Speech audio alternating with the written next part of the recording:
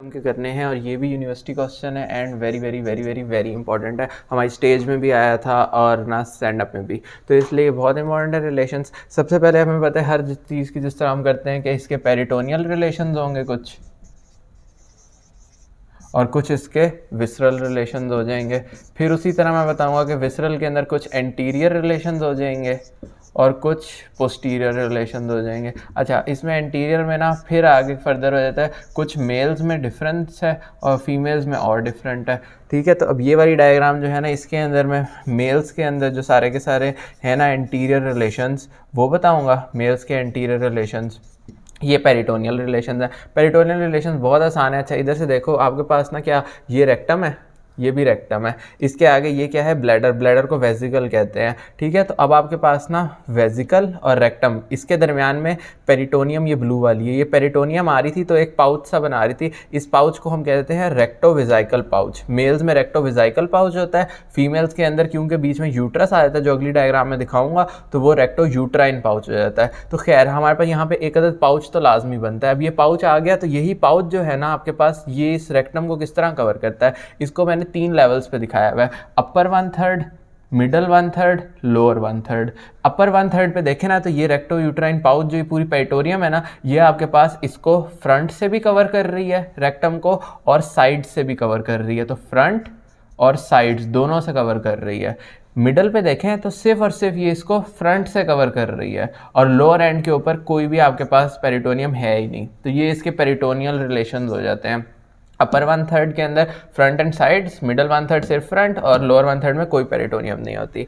अब आ जाएं अगर हम विसरल रिलेशंस पे, तो विसरल में एंटीरियर के अंदर भी हम मेल्स में देखने लगे हैं। तो सबसे पहले इसको हम 2 हिस्सों में पढ़ते हैं, अपर 2/3, लोअर 1/3।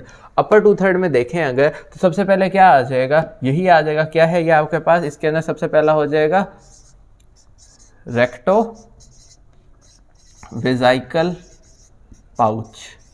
इस रेक्टोवेजाइकल पाउच में ऊपर एब्डोमेन से जो आ रही है ना चीज़ें, वो है। अब वो क्या हैं चीज़ें, एक ये हो गई, एक ये हो गई।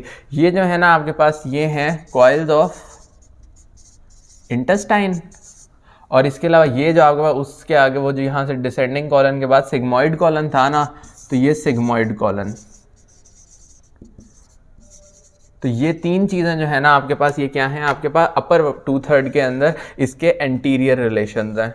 और अगर हम लोअर ना 1/3 के अंदर इसके एंटीरियर रिलेशंस की बात करें, तो आपको नज़र आ रहा है कि ये आपके पास क्या है जी, base of the urinary bladder. तो base of the urinary bladder जो होगी, एक वो चीज़ आ गई, base of the urinary bladder. चलिए यहीं से मैं नंबरिंग कर लेता हूँ, base of the urinary bladder. इसके अलावा ये आपके पास क्या बना हुआ है, ये आपके पास बनी हुई है सेमिनल वेजिकल। तो ये सेमिनल वेजिकल, इसके अलावा यहाँ से यूरेटर्स जो है ना, ये ओपन हो रहे हैं इसके अंदर। तो तीसरे नंबर पर यूरेटर्स। इसके अलावा आपके पास, अब हमारे पास ना ये नंबर 1 पे क्या हो गया, base of the urinary bladder. फिर आपके पास यहाँ से देखें तो ये रेड कलर के जो मैंने दिखाए हुए हैं ना, ये आपके पास दोनों तरफ से यूरेटर्स आ रहे हैं जो कि ब्लैडर के अंदर ओपन हो रहे हैं, तो यूरेटर्स हो गए। 3rd नंबर पे आपके पास क्या है, यहाँ पे ये प्रोस्टेट हो गया।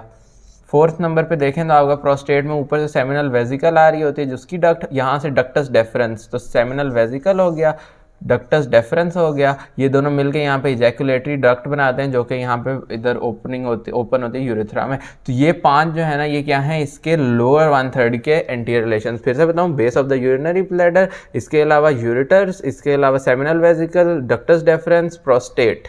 तो ये सारे आपके पास इसके मेल्स में एंटीरियर रिलेशन हो गए। पेरिटोनियल रिलेशंस हो गए। अब हमने एंटीरियर में फीमेल्स के रिलेशंस देखने हैं। ठीक है, अब ये फीमेल्स के अंदर अगर हम देखें तो ये आपके पास क्या है, यहाँ पे ये फिर रेक्टम आ गया।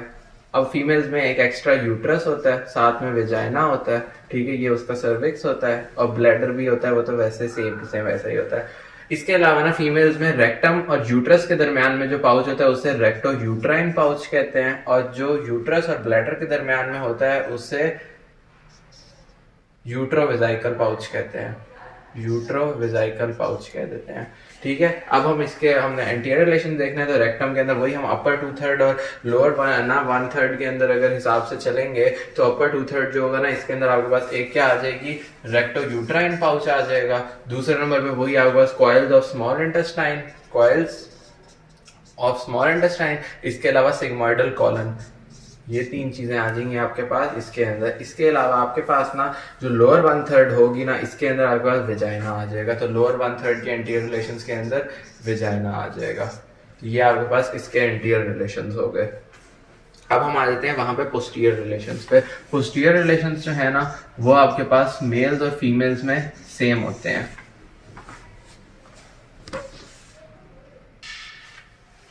अच्छा, अब पोस्टीरियर रिलेशंस के अंदर ना मैं आपको 4 हिस्सों के अंदर इसकी चीज बतानी है। सबसे पहले इसके अंदर हम देखेंगे बोन्स और लिगामेंट्स। बोन्स एंड लिगामेंट्स कौन से होंगे। उसके बाद हम देखेंगे कि इसके अंदर आपके पास मसल्स कौन से हैं। फिर हम देखेंगे इसके अंदर वेसल्स कौन सी हैं। और फिर हम देखेंगे इसके अंदर नर्व्स कौन सी हैं। ठीक है, तो हम ये चारों देखेंगे।